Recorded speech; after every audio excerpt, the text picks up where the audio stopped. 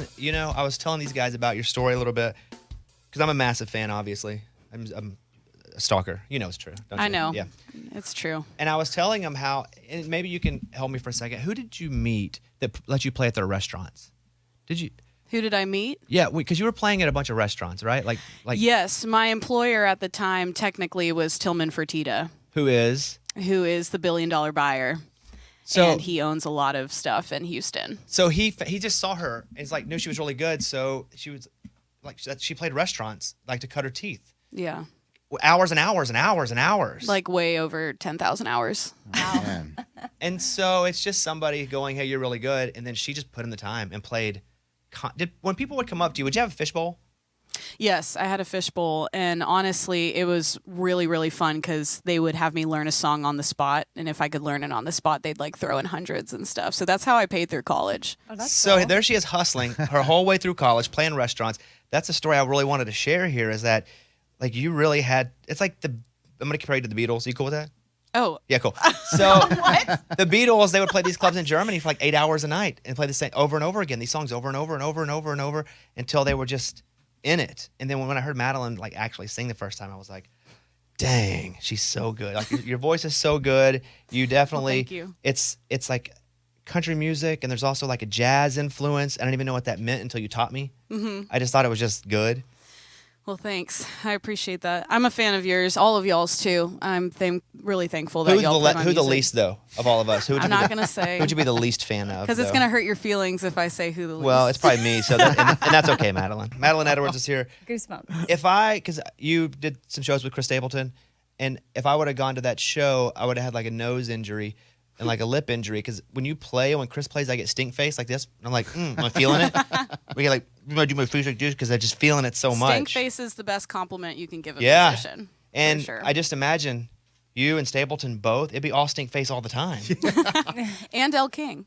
Yeah. She was also on the road with us. What a performance. Holy moly. So you grew up in California and Texas. What do you consider yourself? A Californian or a Texan? I consider myself Texan because that's kind of where I did most of my growing up. I moved there like right before high school, so I feel like all the really hard adult years came in Texas, for sure. When you play the Grand Ole Opry, Madeline, and you finish, I imagine you play 2 songs your first time. Mm-hmm. Did you do 2? I did.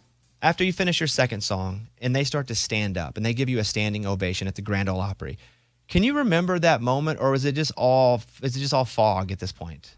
No, I definitely remember it. The year as a whole and everything that happened over the year is a fog because it's just a lot that happened in one year. But when I think about those instances and one of them being the Opry and the first time I played there. But you gotta say, they stood up. You got a standing ovation. Yeah, I mean, I was really overwhelmed, honestly. My mom was in the crowd. I mean, my in-laws were there. My husband's grandpa was there. And so it was kind of one of those feelings where I think I get to live this moment that not many people in the world get to experience. And it was very humbling, for sure. And it's harder for some of them at the Opry to even stand up at all, and yet they stood for you. Oh, gosh. That's right. Nice. No, I'm just saying. I have to play the Opry sometimes, too. I love to play the Opry, but I'm saying it's old. Yeah. It's an older crowd. Some of them Yeah. are older, and they stood up for you. That does mean a lot because yeah. that demographic, you always wonder like, oh, am I too hip for this or are they going to like it? But the fact that they really liked it was really cool. How's Nashville been for you? How long have you been here? It'll be 2 years next week. So you're just a baby in Nashville. Yeah. So does it feel like home yet? It started to feel like home for the first time this month. I think it takes a while to find your corners, to find your community, to find the people that really care. And I feel like we got really lucky in finding that early. So it's starting to feel a little bit more like home. So I don't know. You started playing piano at what age? 4.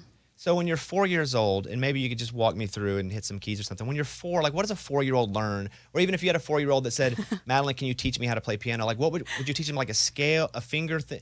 I mean, you probably just teach them scales first. Start at middle C and then go all the way up.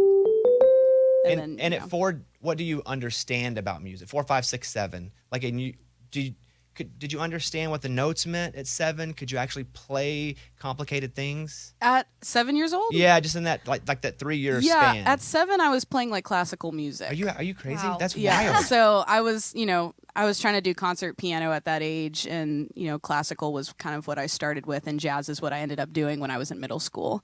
So how many hours a day were you practicing? I actually did not like playing piano until I was 15 and found a reason to be like, oh, I can write songs about how much boys suck and how much I hate my parents right now. And then I got into piano. But I was kicking and screaming when I was playing it at 4 because I was like, this isn't easy for me. It doesn't come naturally to me. And my mom just kept me in it even if I didn't like it. Do you remember the first song you ever wrote that you were like, Yes. I completed this song? The first song I ever wrote on piano was a song called All I Need, and I was 10 years old when I wrote it, and it was like jazz sevenths and stuff like that. Yeah, we'll take a look at that. Here we go. This is a little bit of... Come on. You want to? Just give me a little bit of the first song you ever wrote at 10 years old. Let's see what we got. Let's see if you can remember it. Let's see. And all I need to say, and all I need to do is be with you. At 10? Yeah. You did that at 10? Yeah. Who were you wanting to be with? I was 10? wanting to be like Etta James when I was 10. I was like, this is the goal. I was just thinking, how does she do that at 10? Yeah, it's amazing. I took piano lessons at like 28. Couldn't even do that. It took like months. She would come to my house. She'd be like, did you practice? Granted, I have tried to play guitar for about 10 years and I can't do it. That's one instrument I just, for some reason, cannot pick up. So when do you decide you want to do music or at least pursue music professionally? Because that's a whole different choice, meaning you're not just playing piano. Now you're actually going to Sure. go and try that against people. Yeah, so going back to the Tillman Fertitta stuff, when I started playing in jazz bars and clubs and stuff, I was 14. And, I was helping my family keep the lights on. I come from a really big family, and we grew up in a poor situation. So I think once I realized, you can make money doing this, that's when I was like, I think I could do this for the rest of my life. But it was something that I went into to help my family.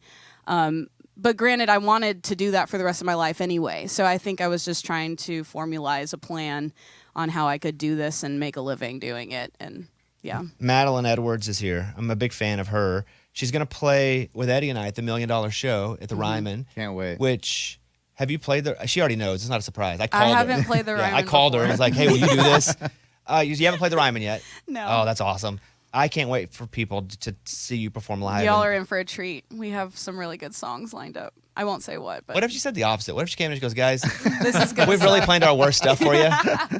Whenever you're playing, and again, you're playing all these hours, you're helping, make money so you guys can eat. But you're playing, obviously, cover songs at a restaurant. As a 14, 15, 16-year-old, were there any songs that you played where adults just thought it was so funny a kid was playing this song?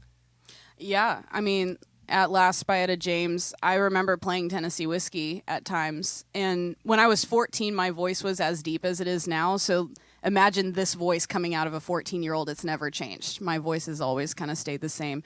So that was more the shocker to people, is that a voice like this was coming out of a 14-year-old. And obviously I've tuned it and, shaped it over time. But yeah, I think that was the shock value. When I was working on American Idol, I had worked there for 4 years, people would always sing it last. It was like the song they wanted to audition with. And I was like, please stop singing this song. Please stop singing the song. Because everybody does it all the time. But when somebody does it right, you're reminded at just how right she was and that song is. For sure. Madeline, you're awesome. I hope everybody that's listening to this, and maybe they're exposed to you for the first time, I hope they check out Crash Landed. We've played so many of your songs on the Women of Our Country and on the Countdown. Thank y'all for and that. So we're just big fans. Eddie and I are super excited. You're going to play with us at the $1 Million I know, Show. I'm so excited. And it's just beginning for you. It's crazy. Thank you. You know I'm a fan. I was told by somebody said, hey, you should get to know Madeline. And they were like, man, she's like, be careful. She's like you. And I was like, what does that mean? And then I met her and I was like, oh, I get it. She stays But in her people room. were saying the same thing about Bobby too. They were to like, me. they were like, she'll come at you. She'll come at But you. I think that's why we get along. I think that's why too. At Making Madeline, it's Madeline Edwards. Madeline, we'll see you soon. There she is, everybody. Let's clap on her way Thank out. y'all so much. It's about